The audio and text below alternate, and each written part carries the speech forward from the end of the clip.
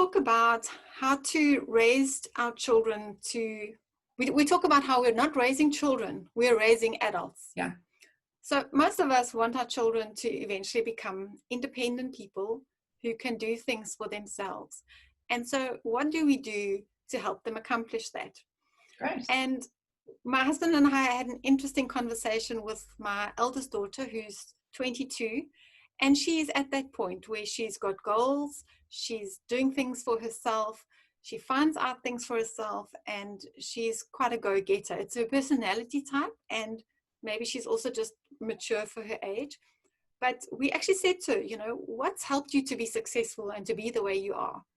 And her answer was that you and mom always made us do things for ourselves when we were growing up. You didn't do it for us. And she said, for example, if I wanted to go and play at a friend, mom would tell me to phone the mother myself and ask her and arrange the play date. Mom didn't do things like that for me. So obviously it was age appropriate. She was now old enough to know how to use the phone and to arrange a convenient date. But that was the point. And that has been my policy. I've always believed that if a child can do something themselves, let them try. Don't do it for them. And that's how we raise them, to have the confidence to believe, I can do this. I can look after myself, or I can make a plan or a play date, whatever it is. Yeah, absolutely. What would you add?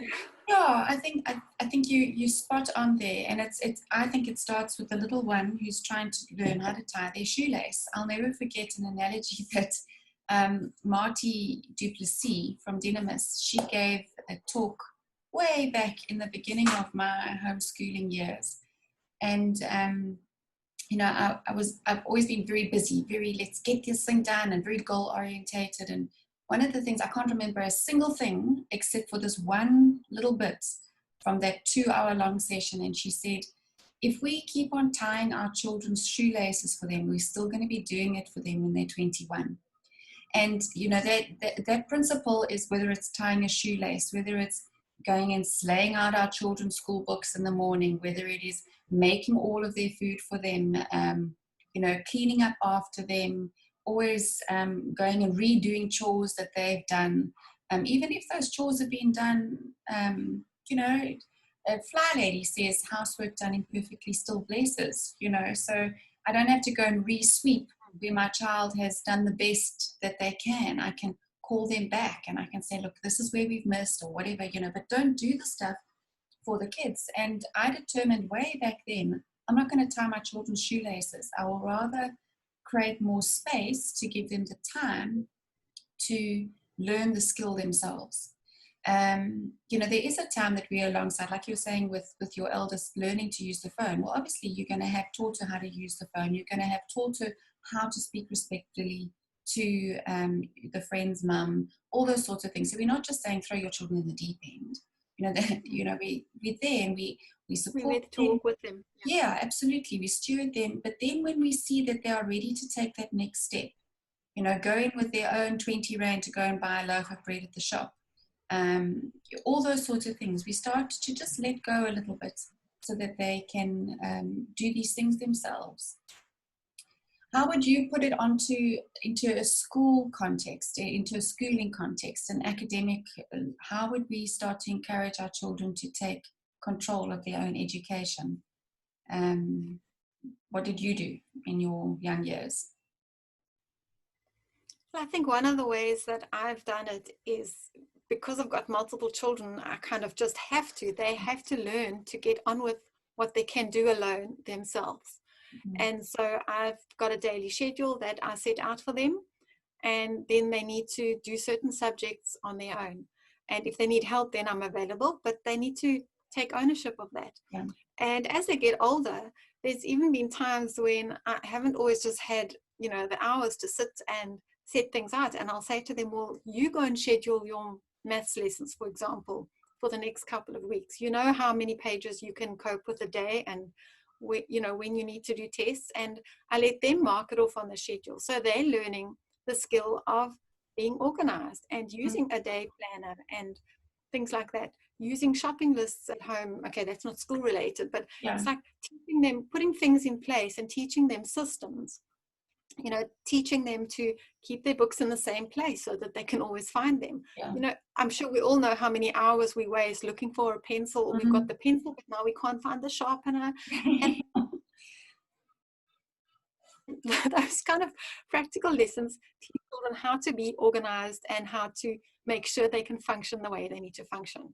Yeah. And that lesson of looking after your pencil and your rubber might just one day be something more important, knowing where your ID is and your cell phone and your credit card, because you're going somewhere and now they need to all be in one place. Yeah. So Definitely. Then the other thing I was thinking is that I often say to parents that when we teach our children to do chores and to do hard things, like if we need to move a pile of logs from one side of the garden to the other side of the garden, and to help, get them to be involved with those sorts of things, so that when they are older and they're looking at a page of calculus or preparing for Cambridge exams or whatever it is, you can say, but do you remember when you were a little guy and your muscles were so sore because you worked the whole day moving that pile of logs, but you managed to do it? And I know that you can do hard things, and you can just encourage the children in that way to embrace those hard things, that they might feel they need more of us than what they really do. Was the other thing that I thought about. And the last thing's just completely slipped my mind. I was going to say. Well, just talking about do hard things, you just reminded me of the book by that title, yes, which is a great resource for parents who want to encourage teenagers to rise above that sort of typical attitude in our culture that teenagers can sometimes be known as these sort of lazy people who are just sort of enjoying the last bit of childhood and have no responsibilities. And it's a book that encourages teens and their parents to have high expectations of themselves and to challenge them to go and do hard things, to go and do things that usually only adults do, whether it's serving in a community center or in a church or in a job intern situation or starting a business. But it's a really great, challenging book, and I think it's worth mentioning. Yeah, no, definitely. We've read that a couple of times. I did remember now what it was. The last thing that I thought was important is actually bringing our children into the discussion. Yes, when they're young, around what curriculum and what choices. When they're young, we generally make those choices for them. We might give them a little bit of leeway. Do you want to learn about flying creatures or land animals? Do you want to learn about physics or chemistry? Those sort of things. But in the high school years, I found that it is much more valuable to engage with your children as thinking, adults with their own opinions, and ask them, you start talking, dialoguing early from 13. Where do you see your strengths? Where do you see your weaknesses? How can we build these things up? What can you go and research to find? For an example, is that one of our children decided to do computer science and only decided to do this in their grade 11 year. And he had done absolutely no programming up until that point. And I think he's now on to his fourth computer language that he's learning and trying to figure out app development and all that sort of thing. And I had nothing to do with that. It was just because there was a need, and off he went and researched what he actually needs to get further. And I think that starts when they're younger, by encouraging them to be part of that process. This is not an education that is going to be enforced on you. This is your education. This is your life. These are skills that you need so that you can achieve the goals that you have. And to keep that communication going between parents. I think you'd agree with that. Yeah, absolutely. I think it's great practice for them to be involved in making choices, and even big life choices, and to make it safe for them to be involved and to even make wrong decisions, and to say that's okay. You can learn, you can change your mind, you can change your pathway, because as adults, those are sometimes the big things we also need to learn. And we need to be comfortable to take risks sometimes, or to just make a decision after weighing up the pros and the cons and do the best we can. And that's what being an adult is. It's making those decisions.